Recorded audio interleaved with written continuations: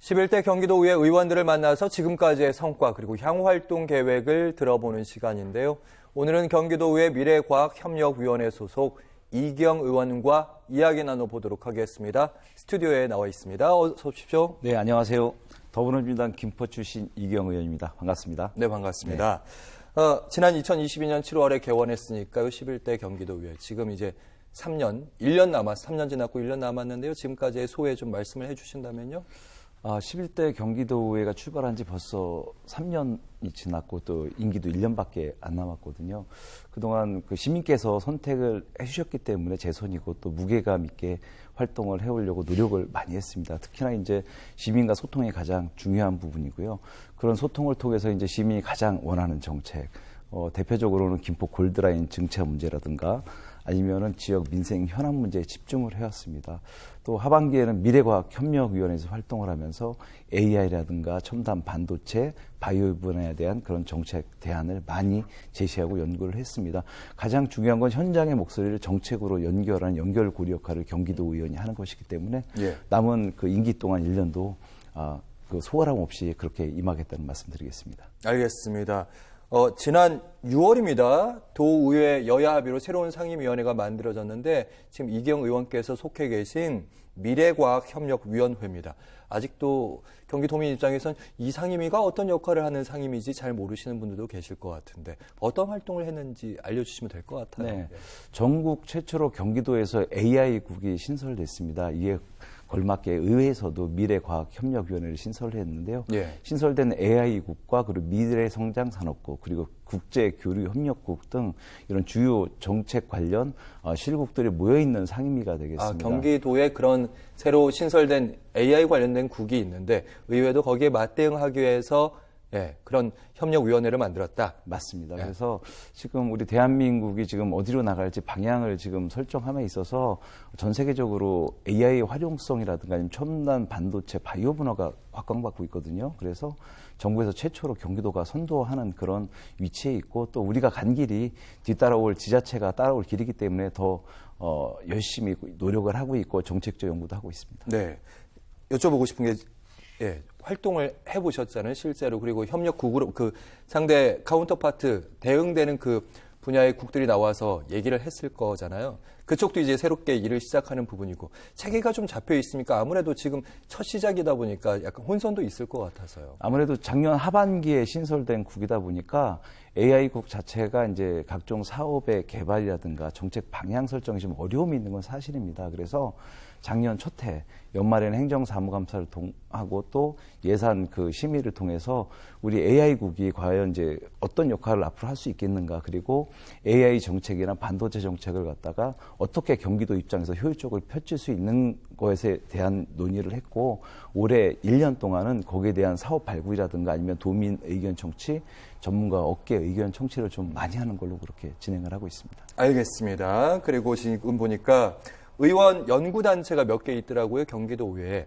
그중에서 이제 각 의원들이 나는 이런 연구단체에 가입할 거야 그러면서 활발하게 활동하고 있는 걸로 알고 있는데 지금 속해 계신 데가 경기도 정책예산연구회입니다. 어떤 역할을 하는 곳입니까? 우리가 예산이라고 그러면은 뭐 좀 멀리 있는 것이 아니라 결국은 우리 도민, 시민이 소비할 수밖에 없는 구조로 되어 있습니다. 예를 들면 중앙정부의 예산을 짜게 되면 그것이 또 광역으로 또 교부가 되고 최종 소비처는 기초자치단체가 되게 되어 있습니다. 그리고 이게 직접적으로 국민, 시민의 삶에 와닿는 부분이 크고 또 영향력이 크기 때문에 우리 경기도 의회 차원에서는 허리 입장에서 어떤 예산이 어떤 정책적 예산이 이 도민의 삶의 질을 높이고 우리 경기도 경제 발전에 도움이 될지 현장하고 소통하면서 또 전문가 의견도 함께 듣고요. 그래서 이걸 연구하고 함으로써 이제 향후에 경기도나 교육청 예산을 갖다 수립하는 데 있어서 좀 참고하도록 제언을 할 생각입니다. 네, 직접 해보시니까 지금 이제 총론에 대해서 말씀하셨는데 구체적인 사례를 좀 들여다보면 저희가 시청자 여러분께서 이 연구회가 이런 역할, 이런 성과를 얻었구나 이해하실 것 같아가지고요. 일단 의원들이 예산에 대한 이해가 높아야 되기 때문에 위원회가 경기도에는 12개의 상임위원회가 있습니다. 각자 소속된 위원회 예산밖에 알 수가 없기 때문에 일단 스타디가 먼저 중요했고요. 거기서 도출된 결과를 보면 실제 시민들은 직접 피부에 와닿는 그런 예산에 대한 그 호응도가 상당히 높았다고 볼 수 있고요.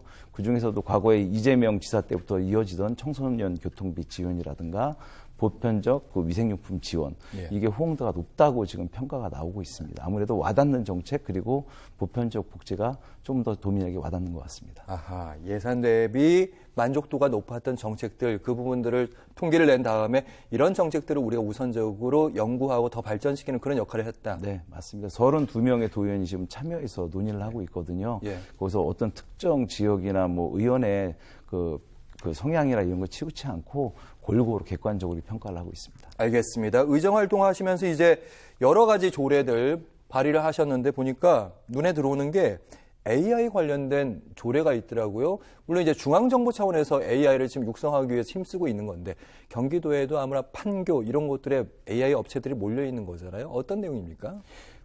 경기도 인공지능 안전 신뢰 기반 조성 지원 조례안입니다. 최근에 대선에서 이재명 대통령이 제1공약으로 내세웠던 게 그 첨단 반도체 분야와 또 AI 분야거든요. 그 AI 분야의 확대 또 경제에 미치는 효과를 봤을 때는 우리가 정책적으로 지원할 부분은 맞는데 그렇다 그러면 과거에 이렇게 선제적으로 나갔던 정책들이 중간에 발목이 잡히는 경우가 왕왕 있습니다. 뭐냐면은 제도적 안전 장치, 그리고 신뢰 기반을 통한 그런 정책 구현이 필요한데 먼저 나가다 보면 좀 늦는 경우가 있습니다. 오히려 부작용도 있기 때문에 저희 이 조례를 통해서 이제 경기도가 자체적으로 수립하는 AI 정책 또는 민간이 하는 부분이라도 심사라든가 아니면 우리가 같이 공론회장을 한번 만들 수 있도록 위원회를 통해서 그렇게 하는 걸 주된 내용을 하고요. 가장 중요한 거는 이제 부작용은 편향된 데이터라든가 AI가 스스로 판단했을 때 그렇죠. 왜곡된 알고리즘. 이런 게 지금 AI는 과거 사례를 계속 참고하기 때문에 편향된 자료를 갖다 참고할 가능성도 있습니다. 그래서 이 조례에는 이제 그런 걸 적정한 거름망을 만들 수 있도록 그렇게 해놨습니다. AI에도 최소한의 규제가 필요하고 결론적으로 사람에게 도움이 돼야 되는 AI 된다. 네, 특히나 이제 이번 조례는 이제 전국 최초의 조례안이 되겠습니다. AI 관련 신뢰성 기반은요. 그래서 조례를 입법하고 성안하는 과정에서도 여러분들의 의견을 들었고 왜냐하면 경기도가 시작하면 전국 표준이 될 수 있기 때문에 그렇죠. 심혈을 기울였습니다. 알겠습니다. 이번엔 지역구 현안도 얘기해 보도록 하겠습니다. 김포시의 4선거구 특히 김포의 최대 현안하면 김포 골드라인의 증차 문제 그리고 여전히 혼잡한 문제들 많은 분들이 느끼고 있습니다. 사실 뉴스에서는 여러 대 증차했다. 현실적으로 차를 늘릴 수는 없지만 횟수를 늘린다. 이런 얘기들 나오는데 여전히 힘듭니다. 지금 제가 파악하기로는 이제 먼저 시민들의 일성을 들어보면 지하철이 아니라 지옥철이다.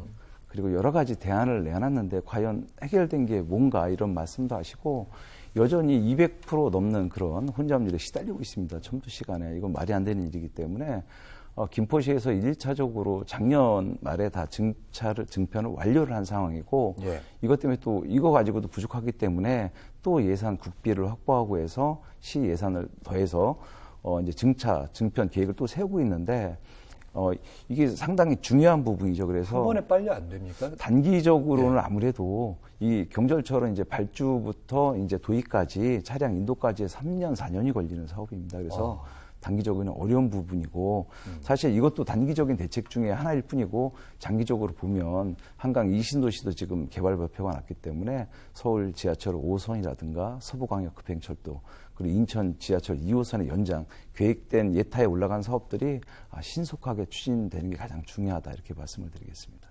알겠습니다. 여전히 노력은 하고 있지만 시간이 증차에는 시간이 걸린 거고 다른 광역교통망과 함께 구조적으로 접근해야 된다. 그게 해법이다 이런 말씀하세요. 현재로서는 그 방법이 하나라는 게 좀 답답한 현실이긴 한데 그렇게 해도 꾸준히 지금 우리가 준비를 해야 됩니다.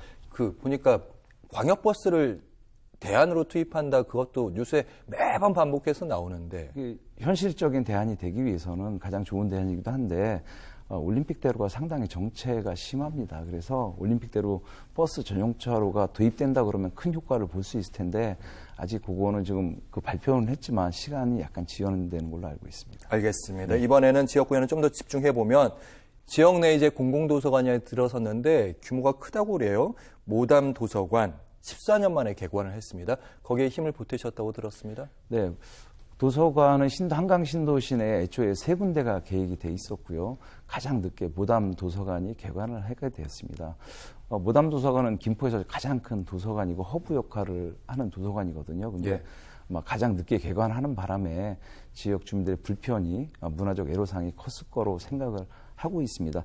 다행히 진짜 크긴 하네요. 이번에 예. 개관을 했기 때문에 이제 지역 주민의 이제 문화 충족, 욕구 충족이 상당히 될 부분이고 좀 더 책을 가까이 할 수 있고 또 문화적으로 향유할 수 있는 그런 기회가 될 거로 기대를 하고 있습니다. 예. 도서관을 보니까 최근에 지어진 도서관이라든지 네. 카페 분위기도 좀 나고 가보고 자연 싶긴 경관과 하네요. 어우러져서요.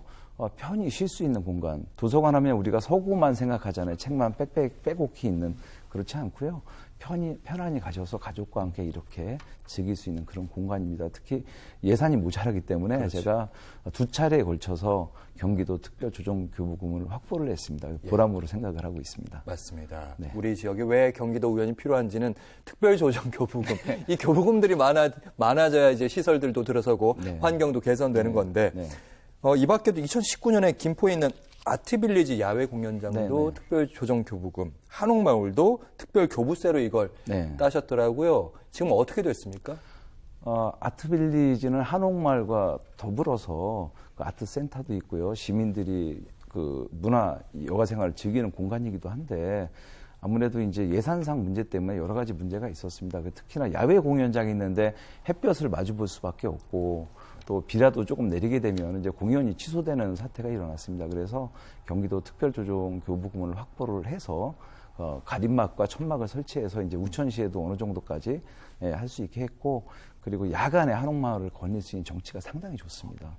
그래서 야간 조명 확보에도 또 이렇게 도비 확보했다 말씀드리겠습니다. 예, 지금 그 외 질문이긴 한데, 예, 다음 지역구 현안이 좀 더 깊숙한 게 네. 있으니까 이 질문 꼭 드려야 될 것 같긴 해요. 지역 교육청과 간담회를 계속해서 진행을 하고 계시는데 지금 한 6차례 하셨다고 들었습니다. 이게 신축되는 고등학교인데 양원고 신축공사에 김포 지역 업체 좀 많이 써달라 이런 간담회잖아요. 교육청에 대한. 네, 제가 21년부터 과거 초선 때는 교육위원회를 했습니다. 그래서 경기도에 많은 교육청 발주공사가 있는데 제가 통계를 내봤습니다. 그런데 예를 들면 김포시의 신설학교 예를 들면은 그 지역 업체, 전문건설업체 하도급 비율이 3%, 2%밖에 되지 않았습니다. 그거는 좀 지역 현실과 많이 동떨어져 있는 거기 때문에 그 지역에서 하는 시설공사만큼은 그 지역 업체가 적극적으로 참여할 수 있도록 이렇게 물꼬를 트는 간담회를 계속 해왔습니다. 그래서 이번에 한 양원고에서는 이제 그 무용론도 일부 있었습니다. 이렇게 과연 늘어날 것이냐, 지역업체 쓰는 게. 근데 실제 모담 초중 사례 보면은 많은 공종 또 자재업체들이, 김포 자재업들이 학교 건설에 참여를 한 성과를 보였습니다. 그래서 교육청도 큰 힘을 실어주고 있기 때문에 교육지원청하고 함께 지속적으로 이 정책을 추진하려고 하고 있습니다. 네. 김포란 도시가 참 신기한 게 이렇게 신도시도 있지만 접경 지역도 있습니다. 네. 아시다시피 대북방송이 이제 중지가 역시 됐습니다. 네. 근데 주민들 입장에서는 안심도 되지만 한편으로 다시 시작하면 어떡하지? 이런 걱정도 있으실 것 같아요. 네. 이재명 정부 들어서 우리 정부가 선제적 조치를 했죠. 대남 방송 이전에 대북 방송이 있거든요. 우리도 같이 하고 있었던 겁니다. 선제적으로 중단했는데 다행히도 대남 방송도 함께 중지를 됐어요. 그동안 우리 주민들이 겪었던 피해는 단순한 소음이 아니라 생활 자체가 불가능할 정도의 그 불편을 겪어왔거든요. 다행히 이번에 지금 새로운 정부가 들어서면서 남북 관계가 긴장이 살짝 풀릴 기미를 보고 있습니다. 특히나 접경 지역 같은 경우는 이제 남북 관계에 아주 큰 삶의 그 질이 달라지기 때문에 앞으로 좀 평화가 좀 더 정착되고 관계가 진전된다 그러면은 그동안 피해봤던 소외받았던 접경 지역 주민들도 좀 어깨를 펴고 안심하고 살 수 있을까 생각을 하고요. 그 일에 저도 또 경기도의원으로서 함께 하겠다는 말씀드리겠습니다. 알겠습니다. 마지막으로 경기도민 여러분께, 시청자 여러분께 한 말씀 부탁드리겠습니다. 네, 재선 의원으로서 책임감을 가지고 출발한 지가 벌써 3년이 지났습니다. 그동안 시민 한 분 한 분과 소통을 하면서 정책을 펴왔습니다. 다소 모자랄 수 있겠지만은 아직까지도 할 일은 좀 많습니다. 그래서 시민 한 분 한 분이 제안을 해주시고 소통을 통해서 불편한 부분 또 우리 김포의 발전과 경기도의 발전을 위해서 필요한 부분이 있으면 말씀을 해주시면 제가 적극적으로 1년 남은 임기 최선을 다해서 새로운 세상, 공정한 세상 만드는데 최선을 다하도록 하겠습니다. 네. 네, 지금까지 경기도의 이기영 의원이었습니다. 말씀 잘 들었습니다. 고맙습니다. 네, 고맙습니다.